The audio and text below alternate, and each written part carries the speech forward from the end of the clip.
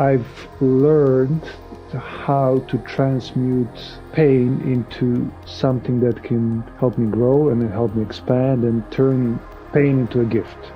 So basically this is what my work is. And actually many people around me, their biggest pains, their biggest traumas, their biggest core wounds are their gifts now, what they're using to support others.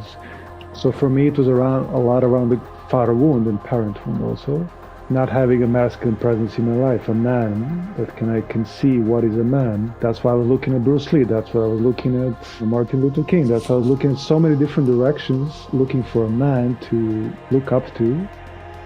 And somehow, naturally also with time, I realized, without even being aware of that in the beginning, that I started to do the same for others.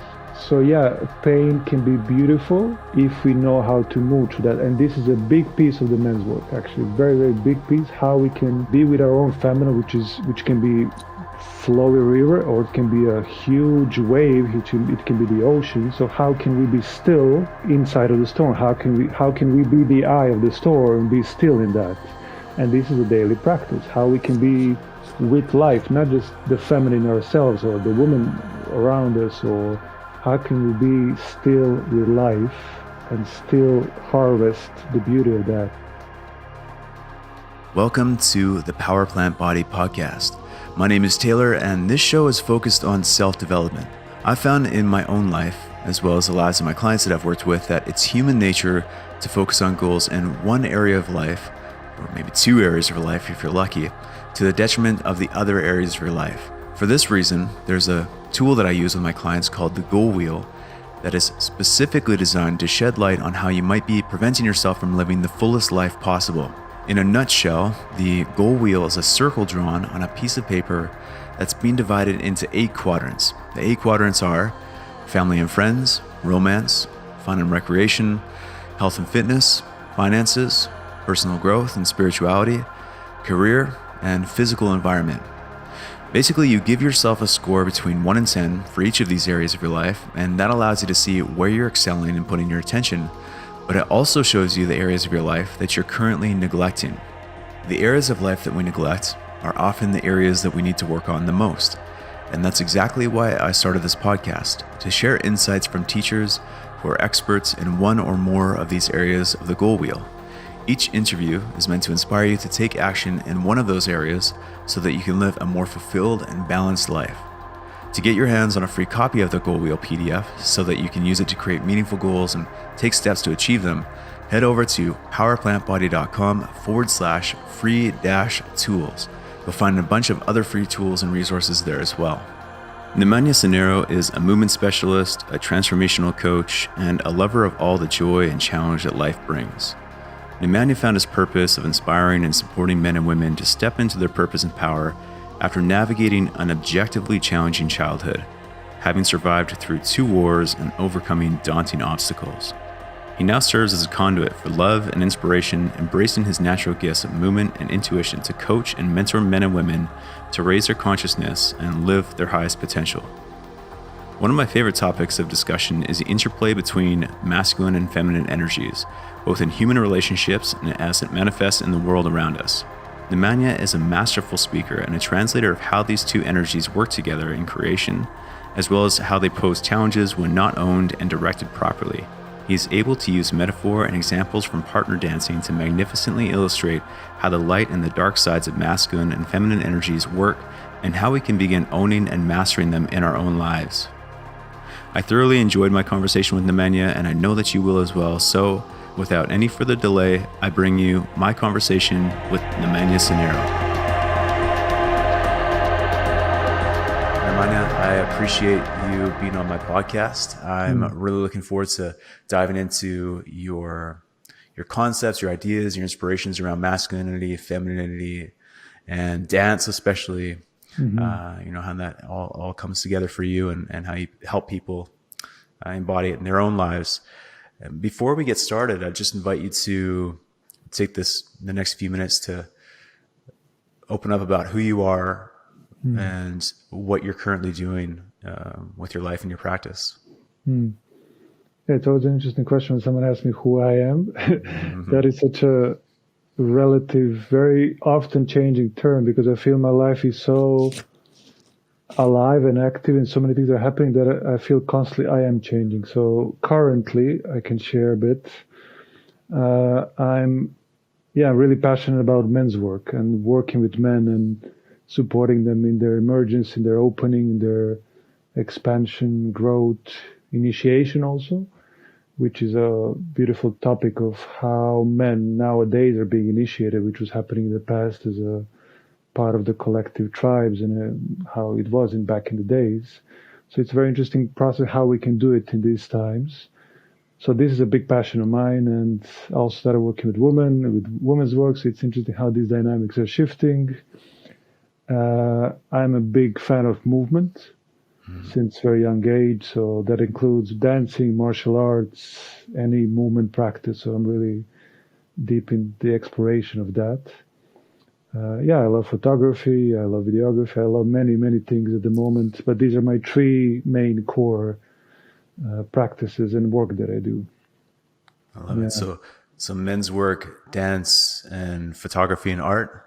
Yeah, these are my three pillars in this moment. I love it. Yeah. Men's work is near and dear to my heart too. I found it about 4 or 5 years ago. I really enjoyed hearing you speak about what men's work is. I felt you really defined it well, and you spoke both about men's work and men's circles and the difference between the two. Maybe if you're open to it, I'd like to start just by getting your insights into what a men's circle is. And you've also talked about women's circles, what a men's circle is, and how does that part but different to men's work?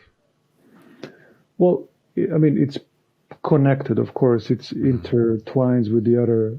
It weaves together. Yet, men's work, I feel it's more wide in the sense of what is happening, because men's circle can also be quite colorful in the system how it works.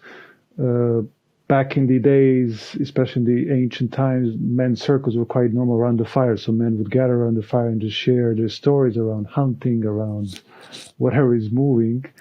And how in the modern days it's happening that it's basically men just coming together in the circle, in whatever form that is, or location, just sharing what is most alive inside of them. And of course, they're asking for support, etc., etc. And I feel this is a piece of men's work. Men's work itself is a lot around embodying multiple layers of our consciousness, of our energies, which maybe we don't tap into so much in the circle itself. So it's an everyday work. So men's work is like, for me, an everyday practice to start really living from that place, not just practicing, not just gathering. So it's like really a lifestyle. And this is very, very deep and important part of my life. And I notice the men's work in every little thing that I do, whether I cook, whether I communicate with my partner, how I relate, how I speak to you now, my posture. So it's a lot of awareness around these aspects of how I want to be as a man in this world. Yeah. And I've heard you, when we think about prehistory or even throughout the earliest parts of history where men would gather around fire circles, or, they talk about the ongoings of their life, it's easy to think, well, we have that, just by going out to the bar with our friends or watching a football game, but it's different than that. When you think about a men's circle and the differences in support between a men's circle and what a guy might think of as a circle of friends who would go to the bar with, what's the difference between those things? What can a man expect out of a men's circle that he can't get from his circle of friends? Well, both can be very beautiful. Of course, even going to a bar can be letting go, or, it depends, of course, on what is the content.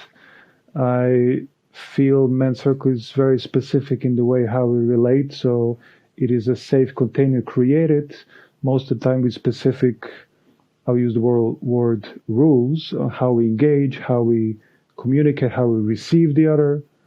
And it's a all welcoming space. So everything really is allowed there, which maybe in a bar you're not going to do, of course. Maybe you're going to share verbally, but in men's circle you can express yourself physically you can be loud, you can be so many things which you maybe don't feel safe to do in a different kind of space.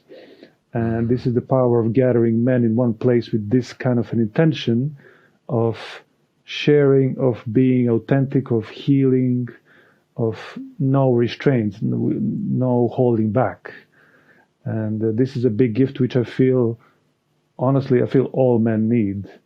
And this is why I'm so passionate about how we can bring this to everyone in these times and age. When you say that all men need this in their life, I've heard you mention this before, that the times that we're in are, as Dylan would say, the times they are changing, and you've noticed a change in how things are transpiring in the world. What is it about men's work? What is it about having a men's circle that men across the board pretty well universally could benefit from? What are we looking for? Well, there's many things, but first thing that comes is safety, for example, to feel safe to be who we are and explore actually who we are, because I feel it's not so easy. Of course, it's subjective, but it's not so easy in the social construct we have, the modern society we live in. It's not so easy to be always who we are, because we live in a specific structure of rules and setups and behavior patterns, etc., and it's not very welcoming, all of us, to be very frank. So to express that, that's why we have this circle. So, okay, how can I, if I feel anger, for example, how can I express that also physically without just sitting and speaking about anger? If I feel anger, hey, like, can I curse? Oh yeah. Okay. So if I'm like fucking angry and frustrated, I want to show that. If you want to do that on the street in a bar, it's not gonna be received well. When we have it in a men's circle, you want to express it so the energy can actually move through the body. Once the energy is moved, also witnessed by others, the healing begins. But if we suppress it, we hold it in, we just go, we hold it, suppress it, put it deeper and deeper under the rug, it will eventually leak out through, in manners and ways we don't want to. Maybe it's saying something to someone we love, which is not, nice, or it can be, I don't know, in many ways, but you understand what I mean. So it will leak out and become shadowy. It will become toxic, and we don't want that. That's why we want to meet, we want to express, we want to be received in that, and we want to heal in that process. Something I find really interesting about you when it comes to men, or when it comes to facilitating men's work, when it comes to facilitating masculine growth, is that you have an approach that includes what traditionally would be considered a feminine thing, which is dance, right? And you're a very a talented dancer, and you teach on your Instagram account. I loved hearing how you use dance, or how you've learned through dance the interplay between masculine and feminine, and how those two in dance can really show you how they're turning up in life. Can you expand on that? Maybe even first, how did you get into dance, and how did that turn into what it's become for you? Yeah.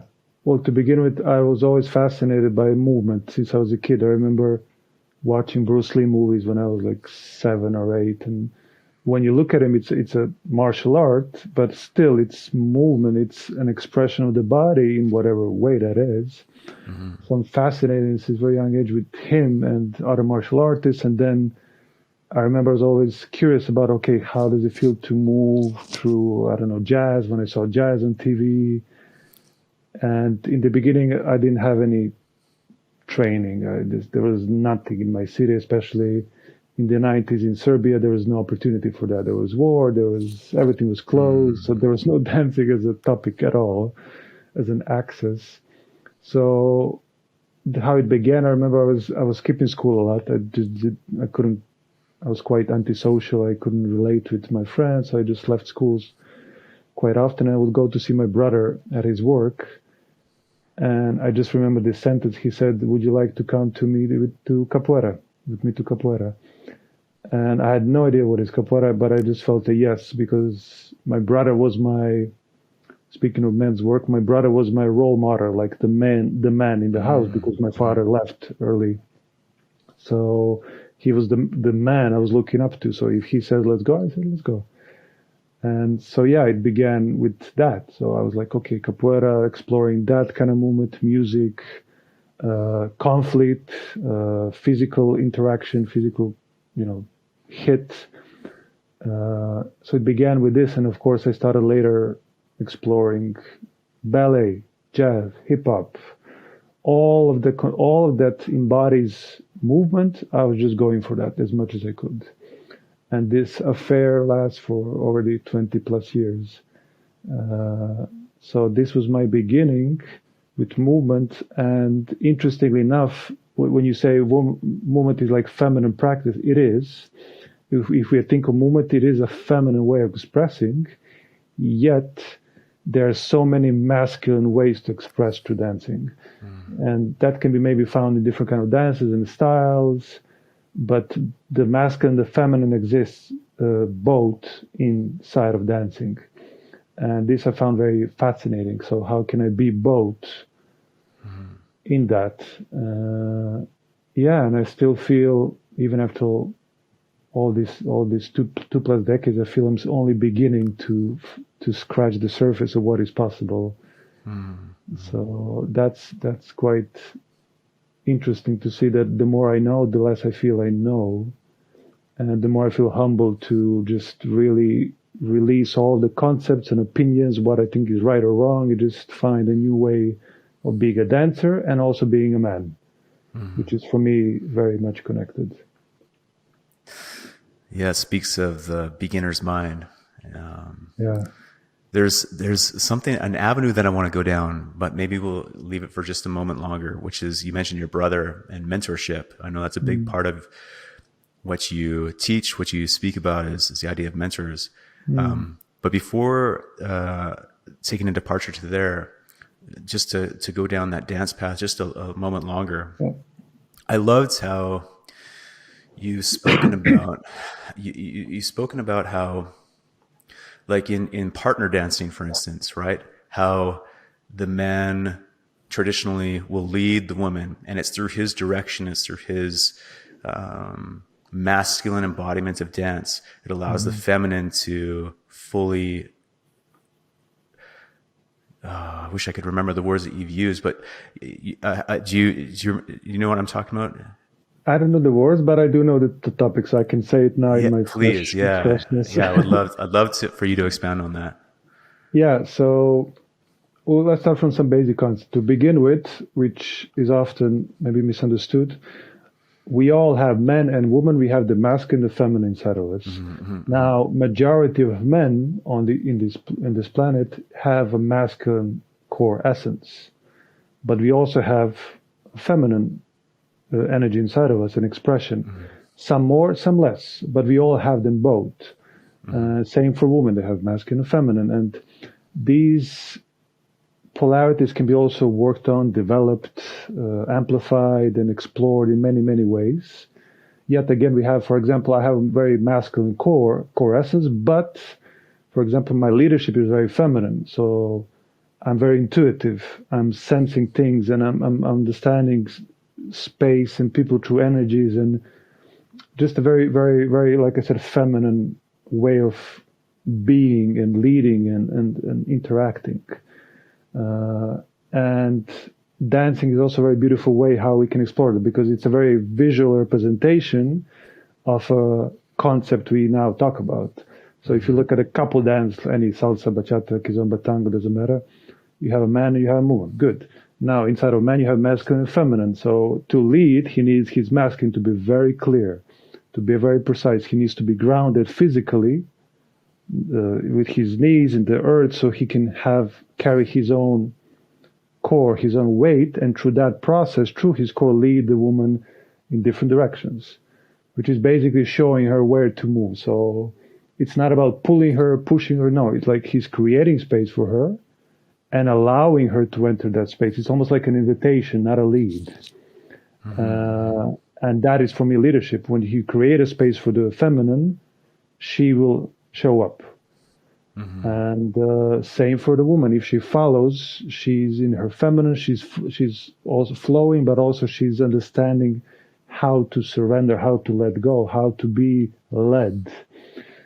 And the last piece, which is very important, for the man to lead, he needs to have a deep connection to his feminine.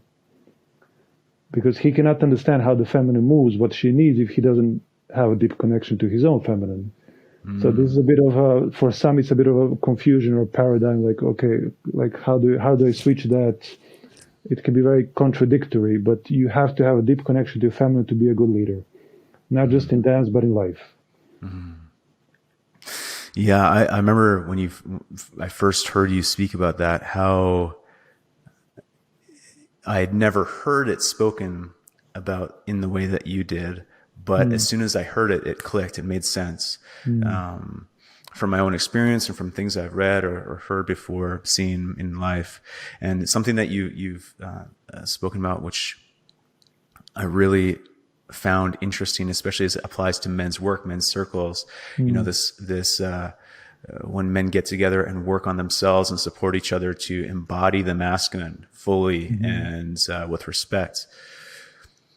I've heard you mention that when a man in dance, or in life for that matter, is not fully present in his masculine or doesn't trust it, then the feminine, it doesn't create a space where the feminine can trust the masculine. Am I getting that right? Yeah, there's two parts in this. One is that she will surrender deeper if he's embodying his clarity, his presence, his leadership. She will feel safe that, hey, he can actually guide me into moving whatever direction. Again, I'm speaking not just dancing, but life, overall relationship, same concept. And there's this other aspect of for the woman to practice her own surrender, to practice her own trust, and to give trust instead of only asking for trust. This is another piece of the feminine work for the woman, because if she only can move when he creates safe space, it creates, from my experience, a bit of a disbalance and sometimes a bit too much pressure to the men that only she will let go if he has fully embodied the trust, which is not the case. I mean, I do this work, you do this work, but you probably know that this is not a destination. It's a constant journey of getting up and falling and making mistakes. And I see it in my own relationship. You know, I can be a great leader, and I can completely fuck up the moment. So it's really it's work for the both. That's why I feel both need to do their own part and support each other, even when we fall, to help each other up. So yeah. Maybe I think it's worth clarifying what you feel the masculine and feminine are, because I guess there's two parts to every individual. There's a masculine and feminine in the man, and there's a masculine and feminine in the woman. And they work off of each other in the individual, and they work off each other in partnership. Yeah. When you think about those two energies in a man, and for a woman for that matter, how would you describe that to someone? How do they know what these two things are that are inside them and how they manifest in the world?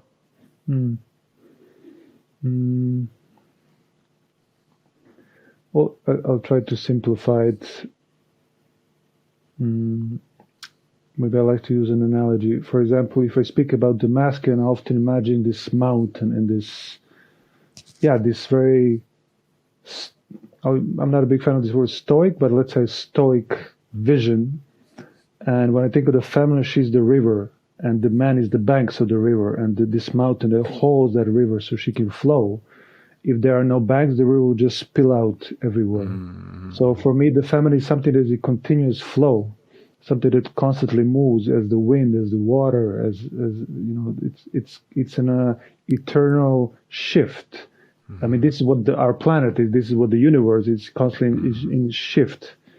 And for me, masculine is something that is pure presence, that is very like these river banks. It's there. It's very clear that you can sense that you can be in that space in in calmness, in peace, in stillness. I guess stillness is the proper word. And this is a very short reply, short explanation of that. And for example, specific elements of the masculine is presence. It's clarity. It's clear, penetrative direction in all of the aspects. In energy, it can also be translated into sex, in many other aspects.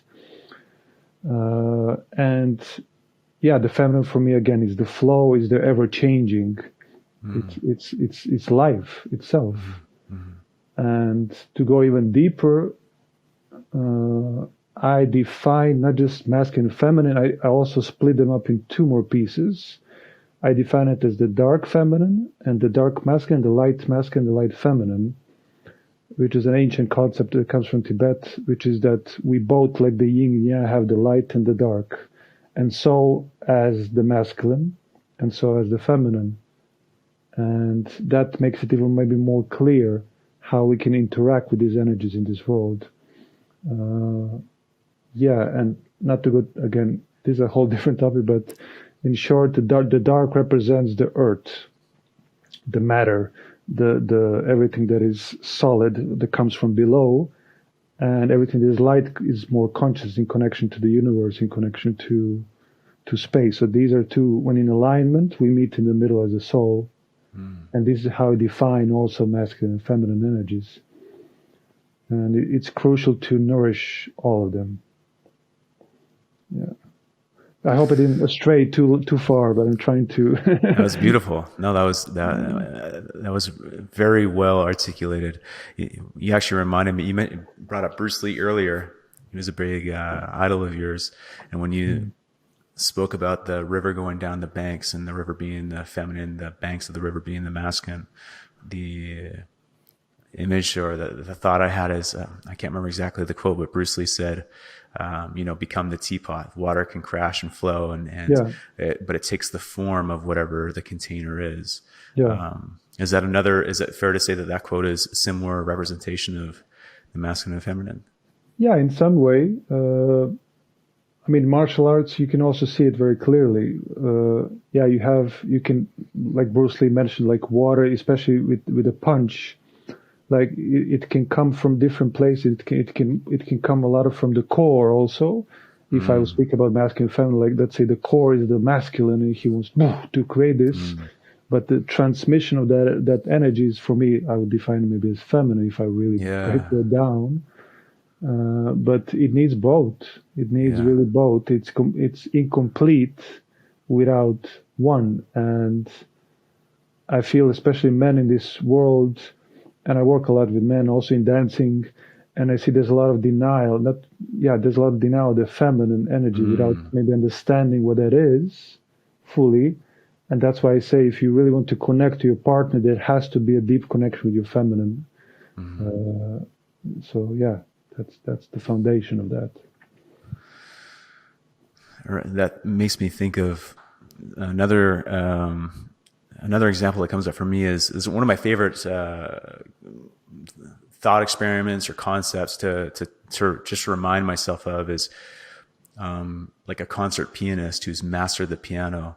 They spent their life learning music theory. And if you think about it, music theory is very containing, and it's very like there's only so many rules, and there's only so many ways that you can play notes, and only so many combinations. And a concert pianist, once they've mastered it, they can get up on stage and they can forget the rules and then just flow within the confines that they've learned. And it reminds me very much of your martial arts metaphor or analogy, where you've practiced the movements, you've practiced understanding how to move your body, and then when it comes to the moments of, whether you're sparring or whatever you're doing, to flow and allow your body to move through these movements that it knows innately. I always say it's basically, I tell this to my advanced students. I tell them, okay, now all that you know, I want you to forget all of that. I don't want you to know any of these things. I want you to lose all concepts and all opinions or whatever. Just lose it and come back. Basically, it's a full circle. And I love this quote. I forgot who said it already, but I use it for many, many years, which is the basic step is the first thing you learn and the last thing you master. And, this is something you come first class to dancing, you would lucky 1, 2, 3, 5, 6, 7, and you want to learn. So you go into puberty, learn 10,000 moves because you want more and more and more. And then one day, and same in martial arts, same I feel in life now as I'm moving, you want to go back to the basics. You just want to give yourself fully to the step. Even if it's a basic step, it's now expressed masterfully, artfully. Now that basic step can guide the woman, for example, as a man, to guide her into the places she's never been before, just through the basic steps. And same in martial arts. My masters used very, very little movements. They didn't show off. They didn't do any fancy tricks. No, they were very, very basic, but you cannot approach them. You cannot touch them. And that's for me mastery in some way. I love that. Yeah, it's beautiful. You spoke about the circle going through and coming back, to basically master where you started.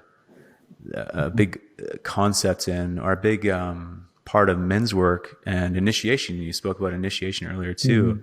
A way that it's been more easily comprehended by us in modern times is this idea of the hero's journey.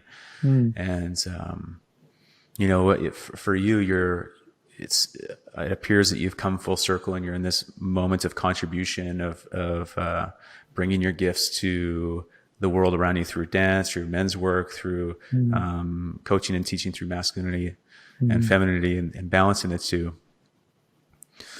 What did that journey look like for you? What would you say, where were you before you left on this hero's journey, and what was the process to come full circle to where you are today? Yeah, I'll just show. I have this tattoo, this spiral, and the spiral always reminds me of not just one circle, but multiple. So if I look back into my life and how I began, there was this small circle, and then I went again to begin. That the next one is a bit bigger. The next one is a bit bigger and bigger and bigger and bigger. And I feel there's a new one is now for me opening.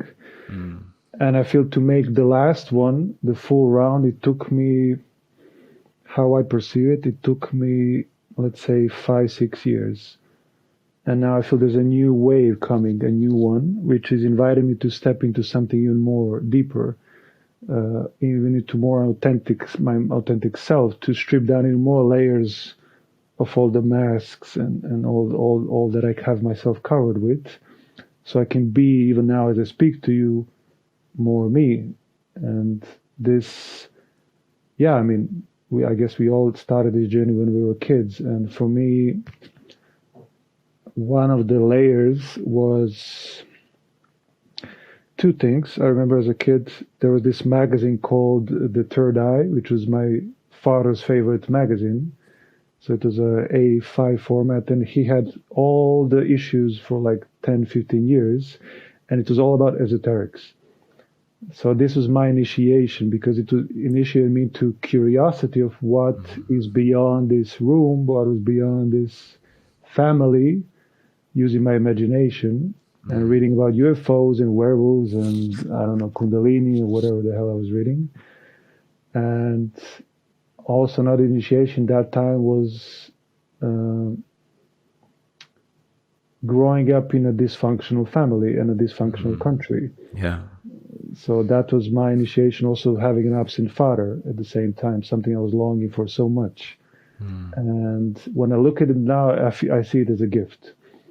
If I go into the feeling of that in that moment, of course, it's painful, but all that happened in my life was a gift. All of the dysfunctionality, all of the arguments and fights, the war I've been through, the no food, the so much that I lived through was, I feel my whole life was an initiation over and over, bigger and bigger circle. And it's hard to trust that when it's happening, the pain in the moment. But it's important to zoom out, especially now, and to really know that whatever pain might be coming in my life, there's a purpose. And this is my way of seeing how I can initiate myself or support others to be initiated as a modern man. Yeah. Yeah, that's obviously a tremendously difficult thing to have to go through as a child. And to have gone through that. And by the way, I love your analogy of the spiral. I don't think I've ever heard that before. And, I know that after this conversation, I'm going to take some time to really think about how that's looked in my own life, because I'm sure, I know for a fact that, looking back, I could see that spiral, taking effect in my own life. And it makes me wonder where I am right now. It's a beautiful, beautiful analogy. I appreciate you sharing that. And, in fact, anybody watching or listening to this, I'm sure that they're also thinking the same thing. Like, oh my goodness. Yeah, this is something that, could really help me take stock of where I am in my life. And also, something that you just mentioned, look back on prior pain and prior trauma and be grateful for the gifts that it's given you, that you're now able to use positively and generatively on this part of your journey. Yeah, it's, how do I say it? I've learned, whether it's through teachers or through experience, how to transmute pain into something that can help me grow and help me expand and turn pain into a gift. So basically, this is what my work is. And actually, many people around me, their pain, their biggest pains, their biggest traumas, their biggest core wounds are their gifts now, what they're using to support others. I don't know if someone was an alcoholic, he went through a 12-step program, and now many of them are actually supporting others to go through the same journey, to heal. So for me, it was a lot around the father wound and parent wound also.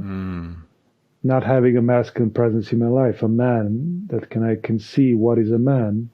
That's why I was looking at Bruce Lee. That's why I was looking at, I don't know, Martin Luther King. That's why I was looking at so many different directions, looking for a man to look up to.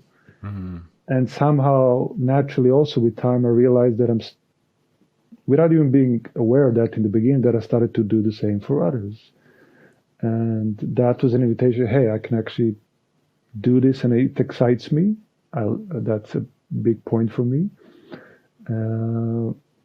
So yeah, pain can be beautiful if we know how to move through that. And this is a big piece of the men's work, actually, very, very big piece, how we can, again, be with our own feminine, which can be flowy river, or it can be a huge wave, it can be the ocean. So how can we be still inside of the storm? How can we be the eye of the storm and be still in that?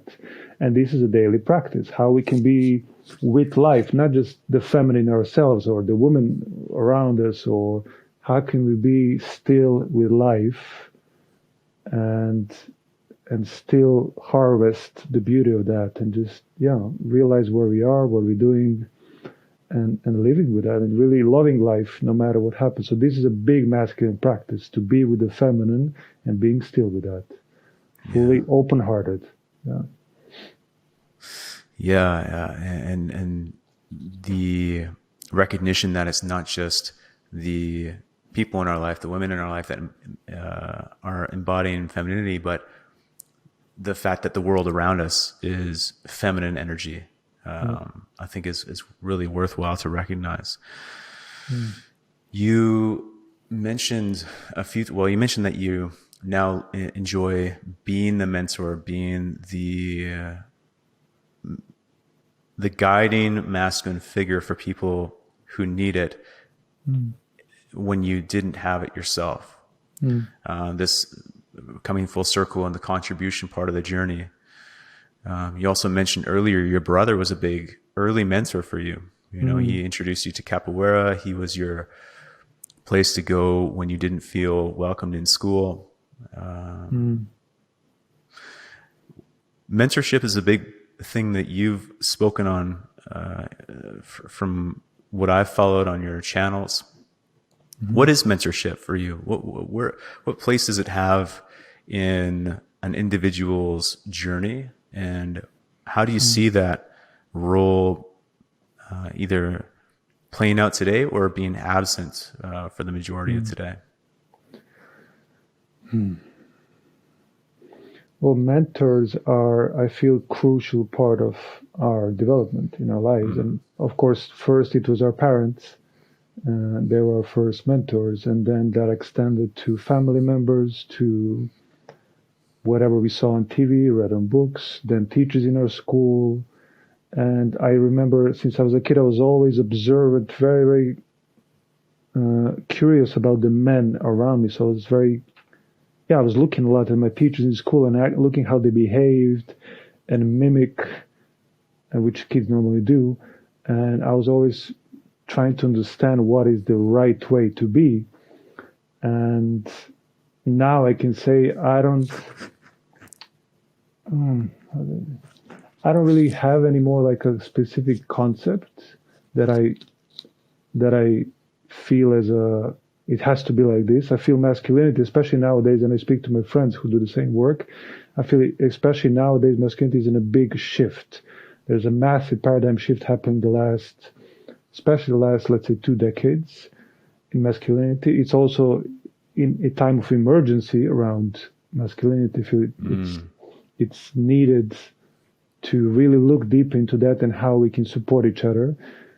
And I don't have the picture what's going to be, but I do feel something is being created which was never happened maybe before in the history of humanity, what it is to be a man in the 21st century. You know, someone who, we are not hunters anymore. We are literally not hunting anymore. We're not physically protecting our women anymore so much. They can protect themselves. We don't financially contribute so much in that sense, because now I think women above 30, I think the rates already came, like research, that women are already making more money than men by average. So how can we bring our gifts, and what are we going to be in this world if all this old paradigm needs are in some way gone? So what are we? How are we going to behave and be? So of course I can say masculinity, it's presence and this and that, but it's very important to explore within what is actually that for me, and also what is that to be in this environment where masculinity is in jeopardy in some way. It's being suppressed and pushed down, especially when I speak about the dark masculine, which is like this warrior archetype. It's so needed in our men nowadays, and at the same time to bring more femininity in the men. So what that is, and this is the exploration we are on. And I feel after all these years since I was a kid, I don't have still an answer, but I do know where to move, in which direction, with the men, and together explore what that is. I don't like to set up anymore. It has to be like this. I remove all this. Again, it's a full circle. Forget all the concepts, forget all the techniques, and come back to the basics. To come back really to the core of what is that for you.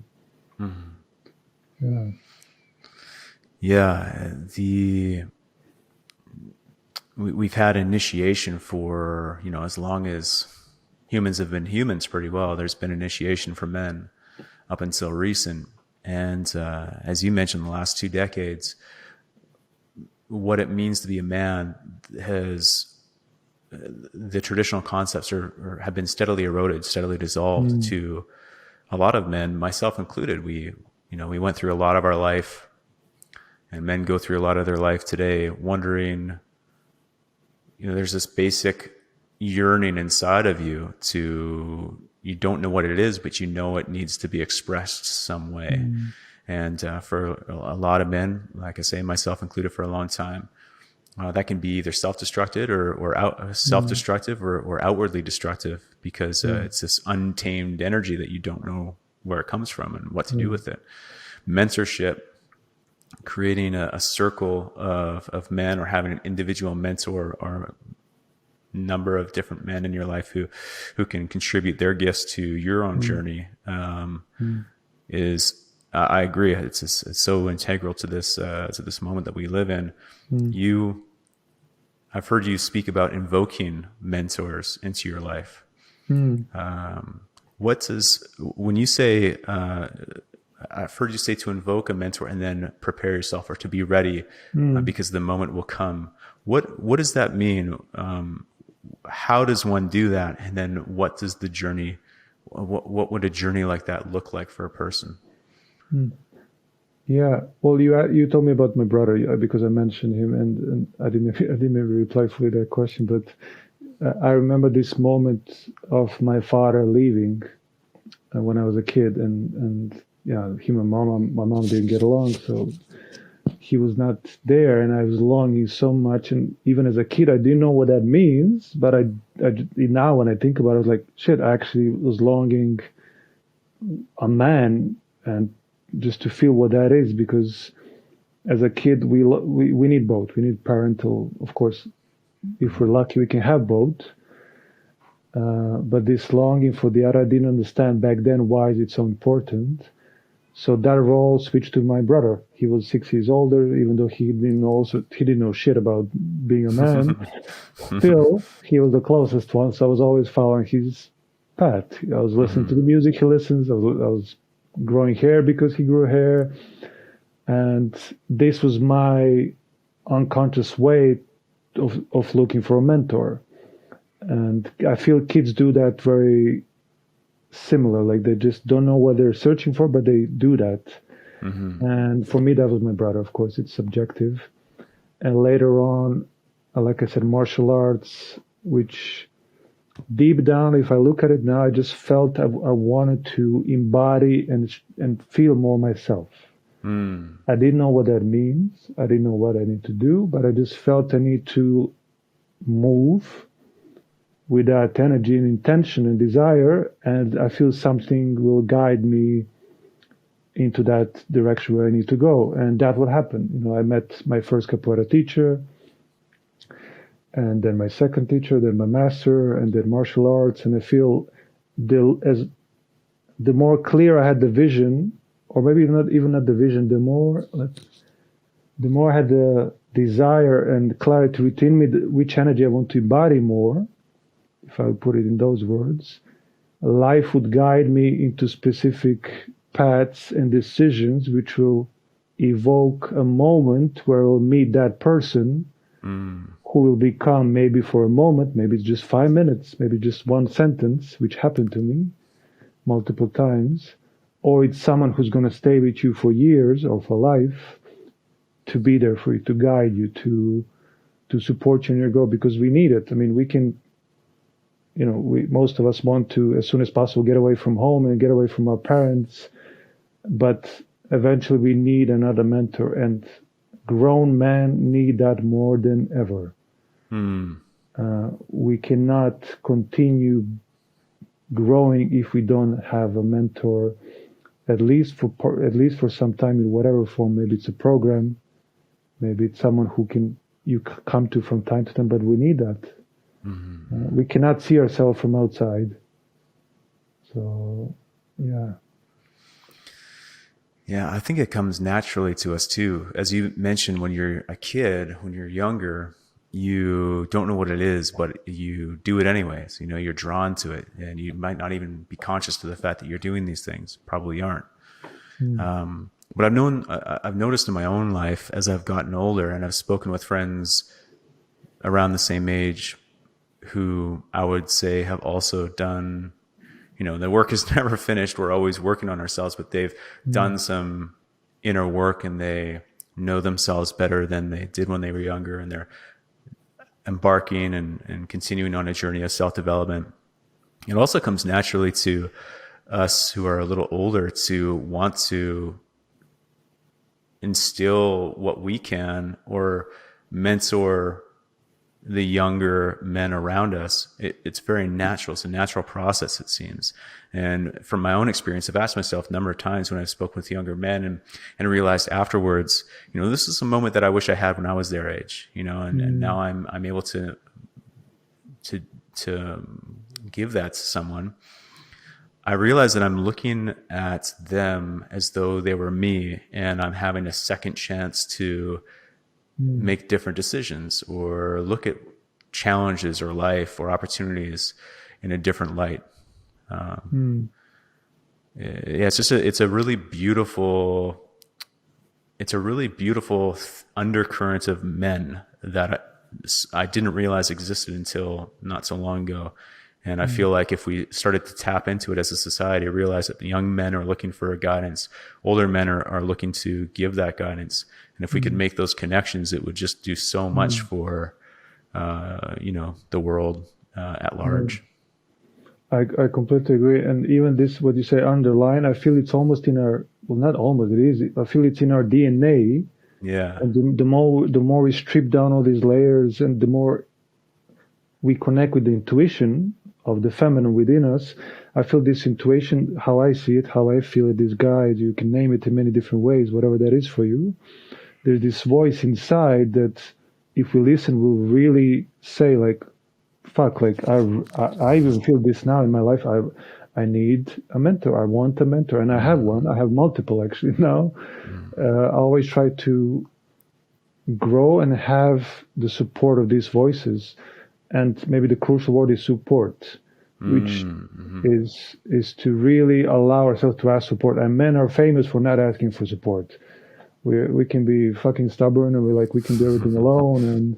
But that's just bullshit. And often that's an excuse not to really look inside and see what we need, and that we cannot do this alone. And it takes a village to raise a child, and it takes a village to also support a man to become the chief, And but just last note on this, I was last year living in the Amazon in the Yawanawa tribe, and I spent 1 month with them, really studying their culture, their plant medicine, and I noticed how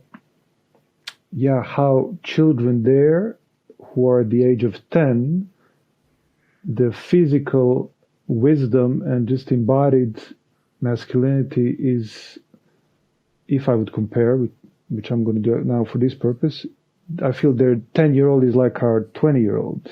Oh, wow. I feel they're so early initiated into manhood and just responsibilities and integrity and taking care of their brothers and sisters. The whole village is basically their brothers and sisters. And they have the chief, which is their mentor. You have another one, so there's mentors everywhere around.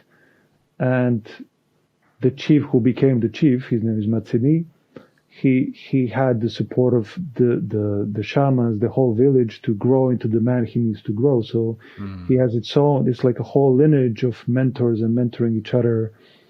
And it's very, very important to have that so we can become the man we want to be and leaders to embody leadership. So we need support. Yeah, it's a symbiotic organism. It's not just what's that? It's a famous quote: "No man is an island." Yeah. I've heard you. One of the ways that you've spoken about that before is this word "help." Men have a really difficult time asking for help. Like we are supposed to know what to do, when to do it, how to do it all the time, and that if we have to ask for help, one, we probably won't, but if we do, it means we're weak. Where do you think that comes from? Why do you think we've, compared to this Amazonian tribe who's learned that every man, every woman in their tribe needs support from the larger community, needs support from mentors, from teachers, from the people around them. If that's innate in us, how did we unlearn that and learn this negative view of asking for help, asking for support? Well, yeah, I mean, like you said, that there is, I mean, the concept of weakness or any that is defined, to describe help, it needs to go out of the window right away. That's such prehistoric, outdated concept which does not serve anyone. And I mean, just to be very plain, it's like it's just bullshit. And we started speaking about men's circle. Dad is asking for help, or whatever that is from your friends or family, and just to say, hey, I need help. And it's not easy because, of course, our culture, and it is a cultural concept, that men should be like this, men should be tough, men should be this. So I learned that from my own parents, even my own mother. It's not just from the men. So if you, like, there's this paradigm which I do believe comes from times when men had to be in specific ways so they can survive. And I feel it comes from this survival mechanism. But we don't live in that environment anymore. We don't need to hunt anymore. We can just go to the supermarket. We don't need to, again, in connection to women, it's just outdated. And most men that I work with, also worked in the past, and also men that I look around, do not understand even that they need help. And this is a big topic. It's not that they don't want to ask help, they don't even know that they need help. And they're used to carrying all this burden alone, like, I can do it, I'm tough, I can continue. And again, the density of our nervous system needs to slowly unwind and let go. And that's what I mean by becoming a man of the 21st century, someone who can ask for help to begin with, someone who can feel more, someone who can, be in his feminine, who can just be all that he is. And this is a very short explanation of that, but it has to change. It doesn't serve anyone anymore. We are done with that. So, yeah. Well, I think of, you mentioned that in that tribe that you were a part of last year, how they don't even think about it. The asking for support, asking for help, that would be consistent with them also giving support. It's reciprocity. They're asking for support, but they're simultaneously giving support. And I feel like that's a big piece of this that we don't talk about either, which is, we all have our own gifts. We all have our own desires. Women have this too, but a big thing for men is purpose. What is the reason that you get up in the morning and go out into the world and do the things that you do? And that purpose is is tied to your unique gifts, what you are able to offer. And often that's when people around you are asking for that support, asking for that help. And then that's great. You have these parts of you that are uniquely your own and you can gift to the world around you. But there's also that part of you is supported by other people's gifts, by asking for them to enter your life with the gifts that they have uniquely to themselves, to build something greater, to support each other, to create something larger than the individual. Yeah, okay, look, I'm 39 and I feel I started learning this concept in my 20s and my 30s, which is ridiculous. If you think about it, like, we should all know this as kids. And this is what I feel can shift. So I can do my work, but obviously, like, we cannot change the previous generations, but we can support the shift of the next generation. So if I do the work now in my 30s, in my 40s, support other men to do the same, they will bring something new that was needed for ourselves when we were kids to their own future children. And this is, I feel, the shift that needs to happen. So it's a generational thing. It's not so much current. So what I needed as a kid was to feel safe, to feel seen by my parents, to be heard, to be supported in expressing my emotions, even if it's sadness, anger, to have a safe space where I can do that. So I couldn't. There was no space for that. So I do it now in my older years. So I can learn that. And I feel this is part of my purpose, to shift that in myself so my children can have a different way of growing up. So they don't need to go through the bullshit I've been, in bullshit. My parents did the best they could, so how can I create something better so my children can learn, and then they can transmute that and create something even better for their own children, etc., etc., etc. So I feel this is the mission and purpose that I feel in my own life when I get up, like to support other men alchemize their own experience into something their own children can reap. Yeah. That reminds me of there's a book, Absent Fathers, Lost Sons. Have you ever heard of that book?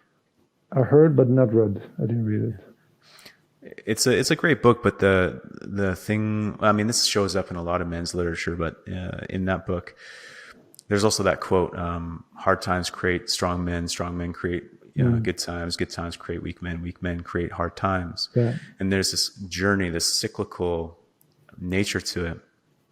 And I've always had this, not always, but in the last 10 years or so, I've kind of realized that a lot of life it's like a fractal. What is true for the individual is true for the community, is true for the larger community, is true for the country, is true for the world. And as you mentioned, you're taking what you're learning and moving through in your 20s, 30s, and 40s. Well, eventually your 40s. You're not 40 yet, but eventually into your 40s, and you're instilling that. You're helping the younger generation, your children, and the children that come after to learn the lessons that you've learned through your life. And that's what I picked up in this book, Absent Fathers, Lost Sons, or Absent Fathers, Forgotten Sons. Is we don't ever get it right. Like, no father will ever be perfect. Even if he is there, even if he's done the work, even if he is, even if he knows the importance of initiation, even if he knows that his role as a father with his son and his daughter and his wife and everybody else in his community, how he shows up is integral to the growth. He's going to get some things wrong, but that's part of the process. Those wounds that he causes, those challenges in other people's lives that he causes, as you mentioned at the start of this podcast, that's integral to the process, because those become that person's gift once they move through their own journey, and the process continues. And that's the larger community growth through generations is lifted up by that. Yeah, I like that a lot. And it's very interesting because my father called me today. We didn't speak for a while. Yeah. And exactly on this topic of, especially when you mentioned the word perfection, and this concept of perfection, whatever that is, it's for me not existing. And something that I told him in the call, because he's very religious and he likes to define everything as good and evil. And I define it as polarities, as life. And I don't define it as good or bad. And I noticed the more, when we spoke about this circle, as I go back to the basics now, I notice how I'm so much more I feel so much more acceptance in myself and also around me, around everything, which means not trying to define as good or bad or light or dark. I just feel acceptance on everything. So if a man enters the space and he shares whatever darkest shadow there is, I feel no judgment anymore, which I might have in the past. And I just feel acceptance of all that is, without even thinking about perfection. So I do my own part. I do my best and accept all that is. And I feel this is one of the biggest lessons maybe I can give to my own child one day, is that all that is welcomed, and there's no right or wrong. There's nothing wrong with you being pissed off. There's nothing wrong with you feeling sad, or which was always in my generation pushed aside. There's no denial of anything. So all that is. And this is, I feel, one of the biggest gifts which I would love to leave to my own children one day, and they can decide what they're going to do with that. But I feel this is an important piece which I find now after all this time and years of self-development. I feel now I'm learning to accept all that is without trying to change it, and be with that. And there I feel the healing and the transformation is. Yeah. That's beautiful. That reminds me of David Data's Third Stage Man. You know, Yeah. you're embodying. My understanding of it is,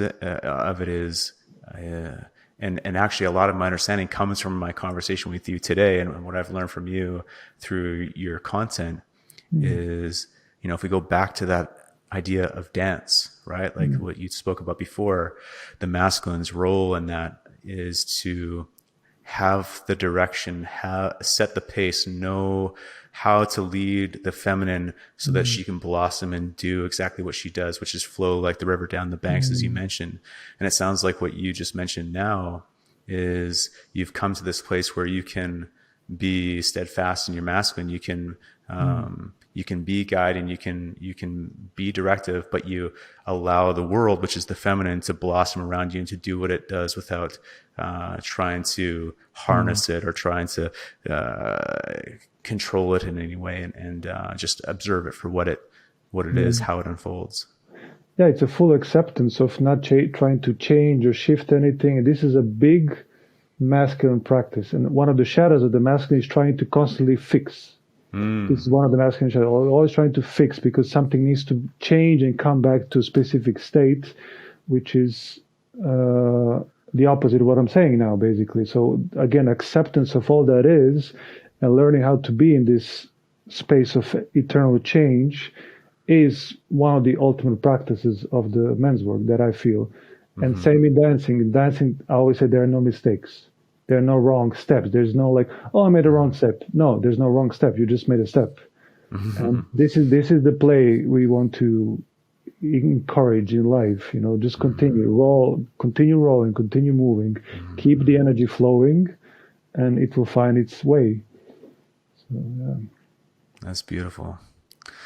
Well, Nemanja, I want to be respectful of your time because I realize we're over an hour now. And I could ask you questions for probably the next few hours, and you have a wealth of knowledge. I'm sure you could expand on so much more. I would love just to maybe end this conversation before we learn more about where people can find you. With where you are today and the work that you're doing and the lessons that you've learned on the journey, what do you wish more people knew about the process, the people that haven't reached out to you, the people who haven't gone through processes like this, the people who, like, let's think about the man who has that yearning inside. He doesn't know how to label it. He doesn't know what it is. He doesn't know where it's guiding him. He just knows that it exists and it's pulling him somewhere. What do you wish those men knew, and how would you speak to them right now? Can you maybe formulate the question a bit differently? Yeah, of course. So, we talked about how men's work, or you spoke about how men's work, everybody needs men's circles, men's work in their life, or every man needs men's work, men's circles in their life. There's a pull, there's a calling inside of men from the time that they pretty well reach puberty that's guiding them somewhere, but there's no way to facilitate it without mentorship, without men's work, without men's circles, without support around them. To the men who feel that, but don't have those support structures, don't have men's work in their life, don't have men's circles, and maybe for the first time they're only learning about this from this conversation, what do you wish those men knew about themselves and how they could start to grow? And how would you speak to them in right now? Like, what would you get over to them as a message?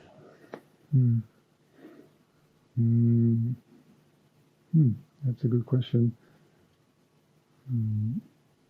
Well, to begin with is to have the sense of that it's okay to ask for help, because of course what is each man needed, or young, whatever age that is, it's subjective, it's individual, but to feel into what do you need to yeah, what do you need in your life, or maybe to check in, what do you long for now in your mind, in your life, like what do you feel you're missing, or just to inquire, self-inquire these questions and see what is needed, and then from there move and allow yourself to, when I say evoke, like you said in the past, to also energetically allow and give space to that person to come.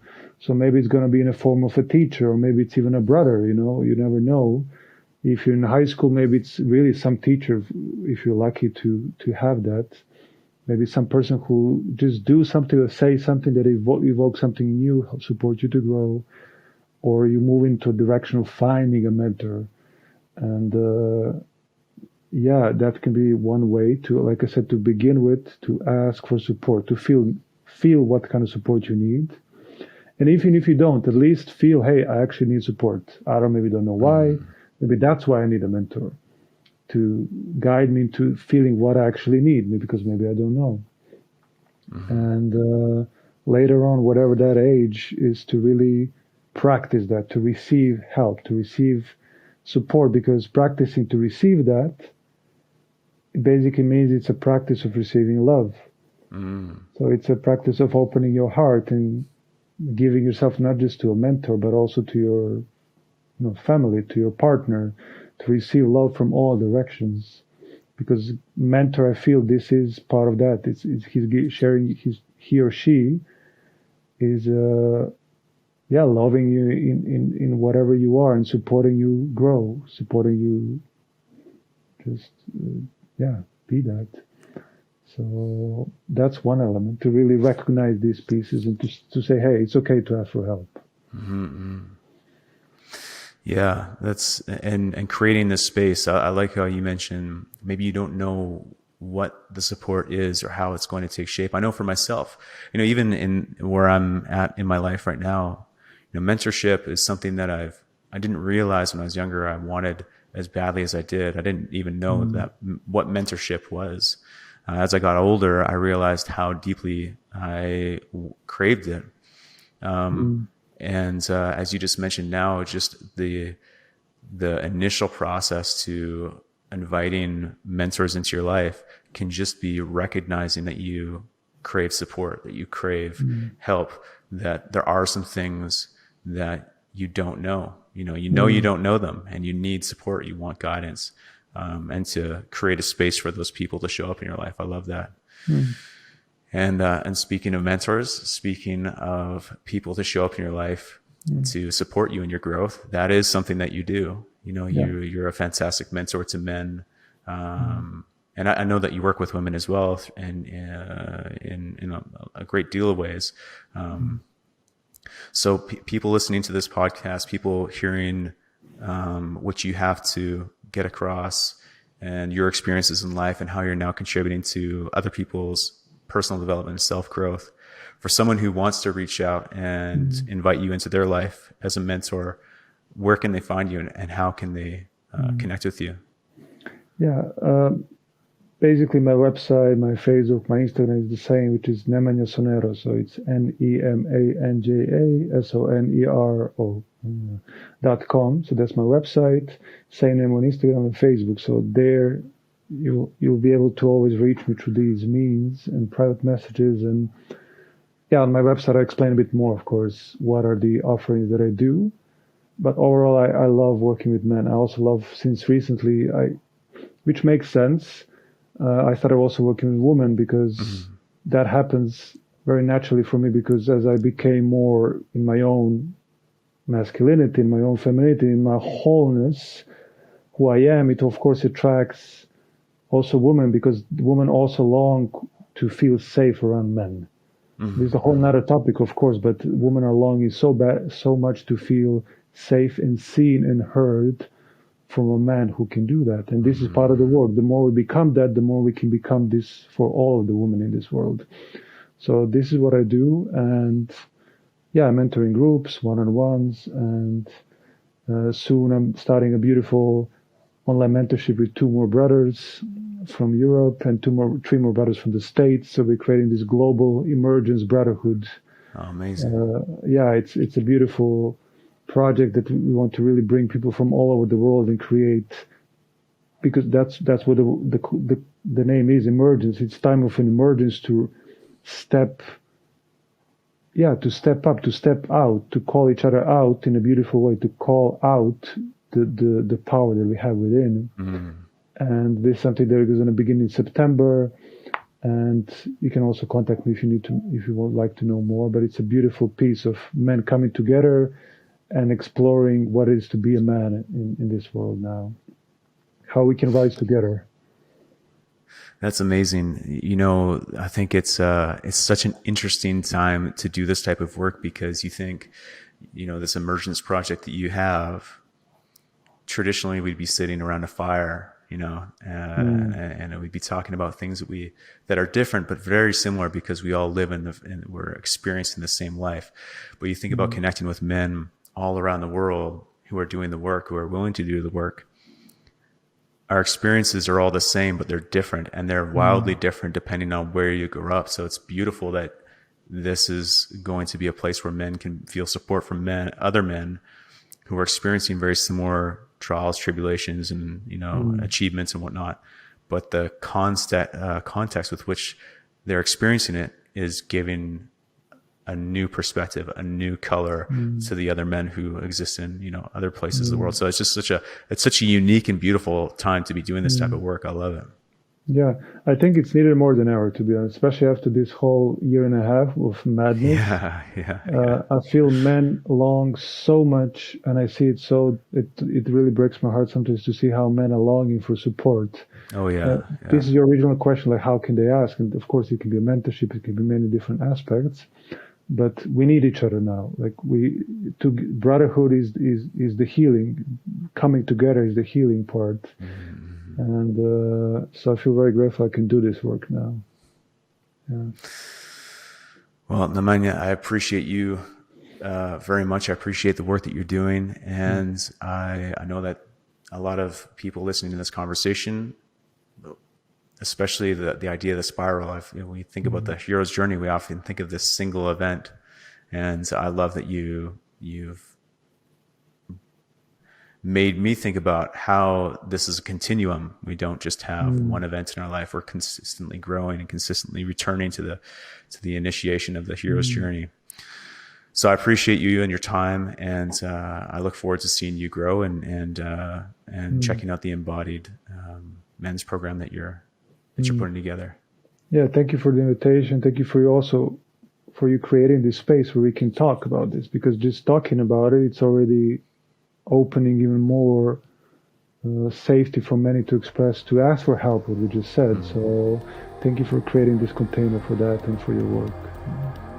Thanks again for checking out this episode of the Power Plant Body Podcast.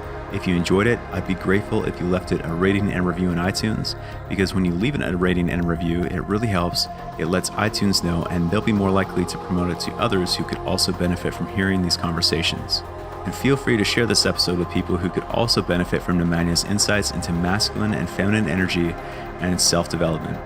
You can find Nemanja on Instagram at Nemanja_Sonero. That's at NEMANJA_SONERO, and at his website, www.nemanjasonero.com. Depending on when you're listening to this, Nemanja is also co-facilitating an upcoming event called Emergence, a brotherhood journey into freedom, love, and purpose. This is a 3-month program designed to empower and support you in accessing and sharing your innate gifts and strengths, all done in a group container that deepens bonds of brotherhood. It starts September 5th and goes until December 6th, and you can register by going to www.emergencebrotherhood.com/Europe. That's EMERGENCEBROTHERHOD.com/EUROPE.